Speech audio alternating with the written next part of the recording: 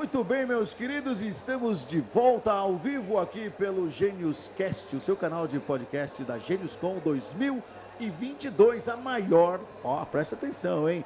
A maior vitrine de inovação e tecnologia e empreendedorismo da nossa região, do norte do estado do Paraná, e uma das maiores do Brasil. Seja muito bem-vindo, eu sou Roberto Francischini e agora eu estou aqui na companhia de Leonardo Freitas. Ele é coordenador de startups e ambientes inovadores. Ele reside atualmente em Brasília. Exato. É do Rio de Janeiro, reside atualmente em Brasília e está em Jacarezinho, justamente prestigiando este evento sensacional. Leonardo, seja muito bem-vindo. Boa tarde, Roberto. Boa tarde, nossos telespectadores. Um grande prazer estar aqui em Jacarezinho, na GêniosCon. Olha, a GêniosCon, passou muita gente hoje por aqui, falando, gente das mais longínquas regiões deste país, destacando, né, o trabalho, o profissionalismo que o Sebrae da nossa região vem desenvolvendo na realização desse evento, que celebra o seu 7º aniversário. Eu gostaria de primeiro saber quais são as suas impressões do evento. Você chegou quando aqui? Eu cheguei anteontem.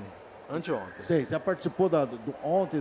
Já participei, já dei palestra, já dei mentoria para as startups, rodei todos os estandes. Estou impressionado com a capacidade de entrega aqui da região, né? A capacidade de oferta de serviços tecnológicos para resolver os problemas tanto da comunidade aqui do Norte Pioneiro como das indústrias também. A gente tem bastante potencial, principalmente da garotada, né? Isso não é muito comum no Brasil, é muito raro você ver os jovens tão engajados em participar de um evento de tecnologia. Então isso é um exemplo que o Norte Pioneiro Jacarezinho está dando para o Brasil. Olha só, você é coordenador de startups e ambientes inovadores. Explica um pouquinho qual é a sua função nesse ambiente. Pois não. A nossa atuação, ela se divide em alguns eixos.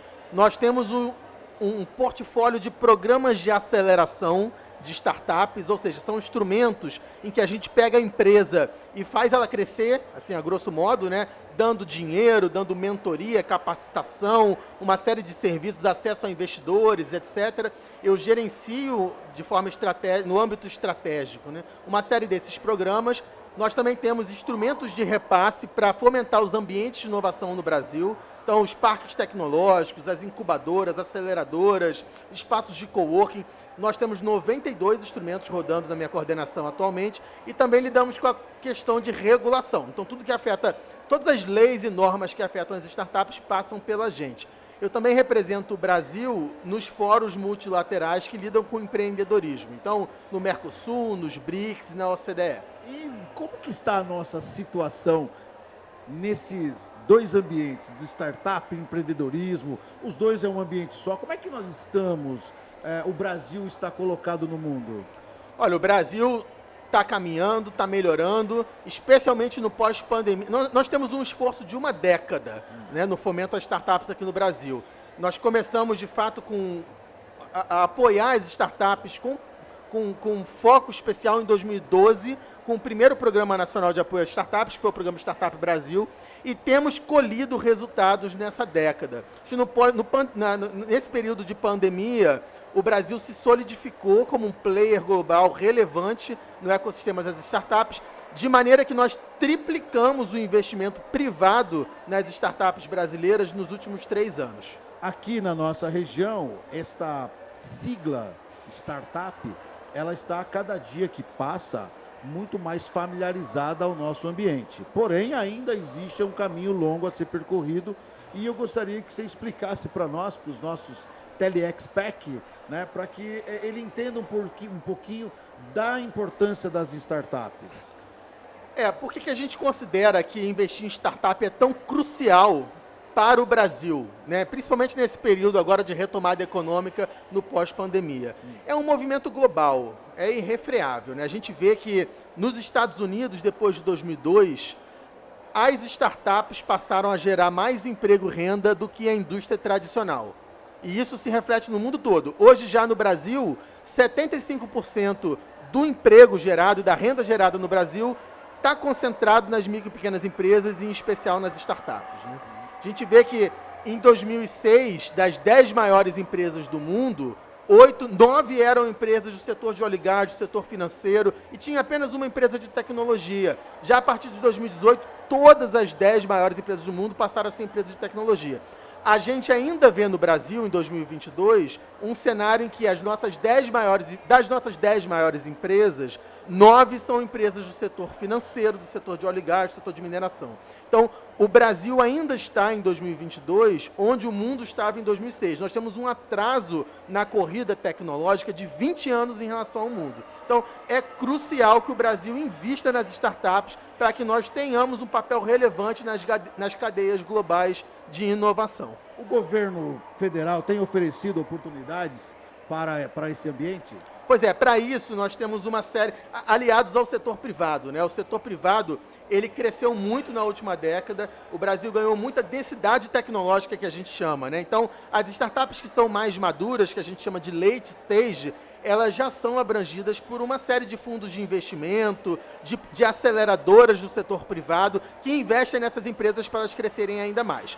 Nós, no governo federal, temos um olhar na big picture, né, brasileira. A gente enxerga que a gente precisa apoiar mais quem está começando, que é o caso de muitos empreendedores aqui de Jacarezinho, né? Então, que a gente chama do estágio de ideação, ou seja, a garotada aqui da feira que está com uma ideia no papel e quer transformar essa ideia em um negócio, ou quem está um pouquinho mais na frente, que já tem ali um protótipo no computador, já tem um protótipo ali na sua bancada. Para esse pessoal, nós temos uma série de programas de aceleração para ajudar esse pessoal a transformar as suas ideias em negócios. Eu posso trazer 3, Roberto, para vocês, que são os mais estratégicos nossos hoje.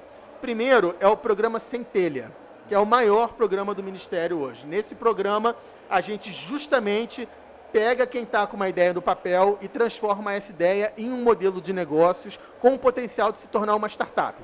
A gente dá bolsas do CNPq, dá subvenção econômica, ou seja, dinheiro para a empresa poder comprar maquinário, poder bancar os custos, né, de custeio do dia a dia.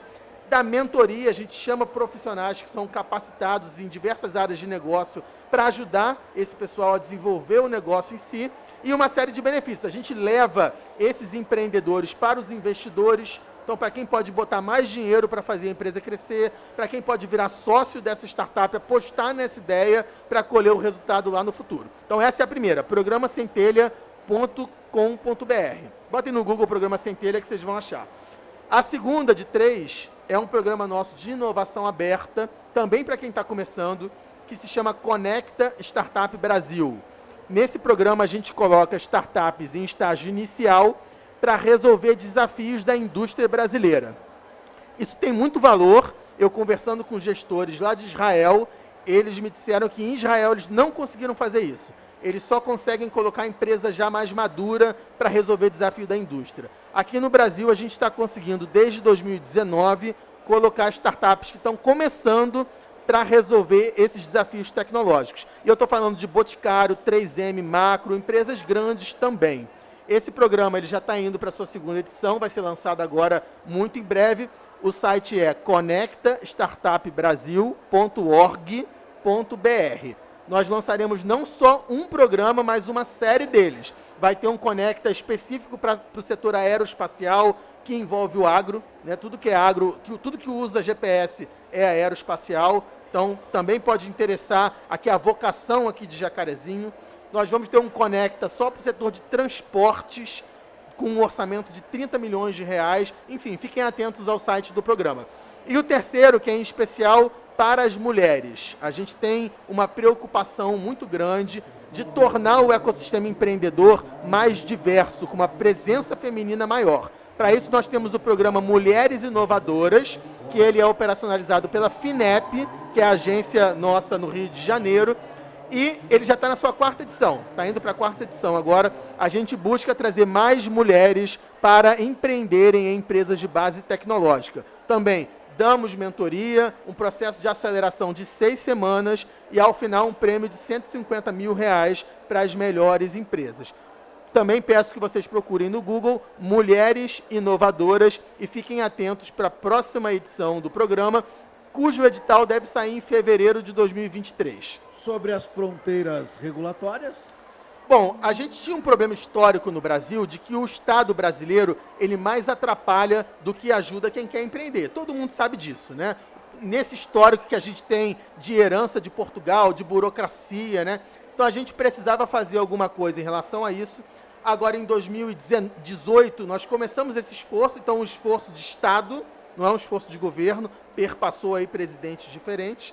Agora, em 2021, foi lançado o Marco Legal das Startups e do Empreendedorismo Inovador. E vocês que estão nos assistindo, é muito importante que vocês conheçam o Marco Legal de Startups, que é justamente, Roberto, a fronteira regulatória que a gente está no Brasil hoje.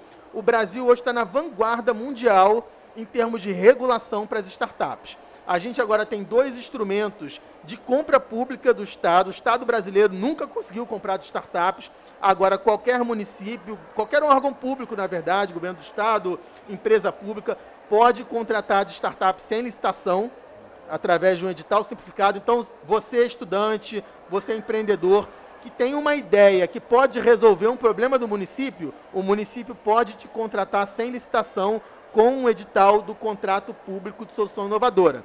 Da mesma maneira, o empreendedor quer desenvolver algo que ainda não está previsto na legislação, o poder público pode, mediante portaria, então sem grande burocracia, desenvolver um sandbox regulatório, que a gente chama, que é uma flexibilização da legislação municipal, ou estadual, ou federal, ou de qualquer agência regulatória, para favorecer o surgimento de inovações.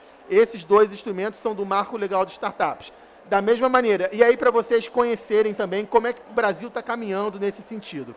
Agora, no Brasil, antigamente, se você investia R$100 numa startup, a startup valesse R$1 milhão e a startup fosse processada na justiça, você tinha que pagar pelo R$1 milhão e 100 da startup. Então, se você, CPF, investiu lá R$100, a justiça ia atrás da tua casa, do teu carro, do teu patrimônio inteiro.